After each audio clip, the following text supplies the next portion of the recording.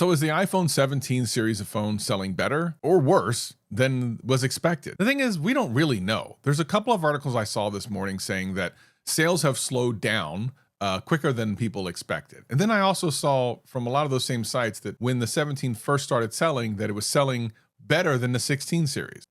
Which is it? Like, what's going on here? The thing is, these websites use indicators that aren't necessarily the full story. I'll explain here in a second. Also, if you're a longtime viewer here, I see the comments. You want me to do the intro and stuff.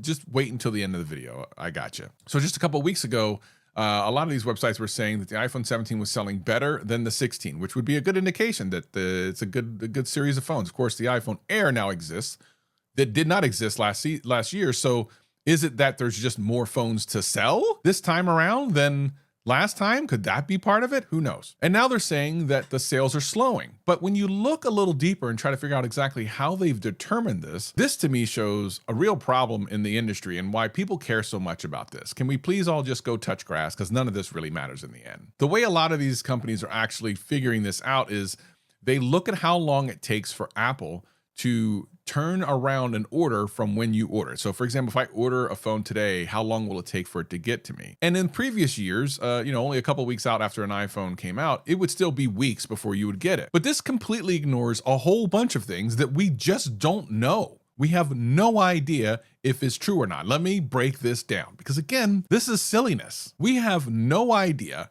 how many phones initially shipped with the iPhone 17 series. We also don't know the initial shipment of like the iPhone 16 or 15 at launch either. Like we don't know any of that stuff. We make assumptions that it's always going to be the same, but that's probably not true.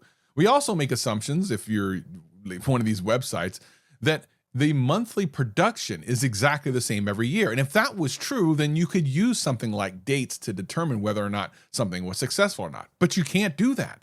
We have no idea if there were 30 million iPhone 16 sold in the first week, or 50 or 70 or 100. Just the same way, we don't know if there were 80, 90, 200 million iPhone 17 sold initially. And this completely skews the information because think about it for a second.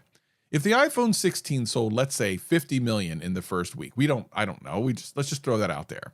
It's a weird number, but let's just put it out there. Let's just say they said 50 million and they can make 10 million a month. And the 17, by virtue of maybe improvements they made, or even just knowing that it was going to sell well, they sold like 80 million in the first month and still can only do the 10 million. It just makes sense that if you order an iPhone 17, you're probably going to get it sooner because there was an initial batch that was higher that probably saturated all the people who wanted the actual phone.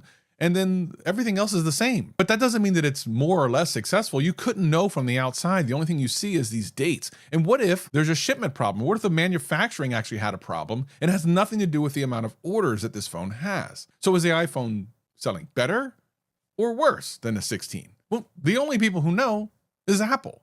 And they're really not going to tell you unless it sells better. In some type of press release, I'm sure they'll say they're outpacing the 16 or something. But if they don't say anything, we can't even make that assumption because that might not be true either. I guess all that to say, when you see these things happen and you see these companies, these websites, and even YouTubers talk about how something's selling better or worse, it's speculation. And that can be fun. Speculating can be fun. I've speculated a billion times on this channel. But I feel like it's super important to understand exactly what that is. We're LARPing here. It's not real stuff. If we have the numbers to look at, we can maybe anticipate why a phone will do better in the future versus the past. We might be able to speculate why a phone did better, but we literally have no idea. Look around at your friends. Did they upgrade this cycle? That might be a pretty good indication of what's going on. But then again, if you have a bunch of tech-heavy friends, maybe they upgraded because that's just what they do. So that's not a good indication either. There really is no way to know whether the iPhone 17 series of phones is actually selling well unless Apple tells us. And all these indications outside of that are not good indications at all. They're just indications of how long it takes you to order something and when you get it. So I guess I'm saying when you read all these articles, take them with a huge grain of salt, like enough salt to get you high blood pressure, because that's about all you're going to get from this is high blood pressure. And if you're rooting against Apple, I'm sorry, this whole thing about iPhones not selling better might not be true. If you're rooting for Apple, I'm sorry, this whole thing about iPhones outselling the 16 initially might not be true. Like, we have zero idea. The other thing is we can take the opposite idea of what I was talking about earlier with the iPhone 16. So let's say the iPhone 16, they shipped 50 million units, and maybe because of tariffs and everything else, they were only able to ship 40 million units of the iPhone 17 series of phones. And they sold out quicker because there was less to be had. So it seems like they were selling more, but we have no idea. We have zero idea about any of this. I guess all this to say, why do we care about this stuff? In the tech space, especially in mobile, there's not a lot to talk about, but I will mention one thing, which is everyone looks at Apple and everyone wants to know what's going on with Apple. So much that Xiaomi changed the name of their phone to match Apple's naming convention. Seen a company change less than Xiaomi has here. They've adjusted the numbering on their phones to call them the 17s. They've shifted their naming structure to Pro and Pro Max. They've announced the phones a month early in September. This is sad and kind of pathetic. I mean, we've already seen the number jumps that Samsung did to kind of match up a lot of that stuff too, but this is ridiculous. This isn't even like, they're not even trying to hide it anymore. It's like the 17 Pro and Pro Max. Bro, are you serious right now? Can you even say unironically that Android manufacturers don't look at Apple as like the market leader? They absolutely do. When they start changing the numbers and names of their own phone, don't even try to come up with a name, a naming convention. Like Xiaomi isn't even big in the US. Apple's kind of starting to be big everywhere.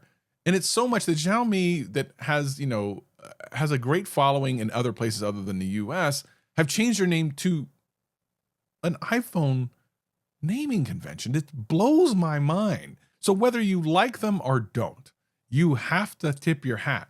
These guys are marketing on a level that most other companies wish they could do. And maybe that's why people are so interested in whether or not the iPhone 17 series is selling well or not. I don't know, and I really don't care. I got the phone, it's pretty cool. I did a couple videos about it.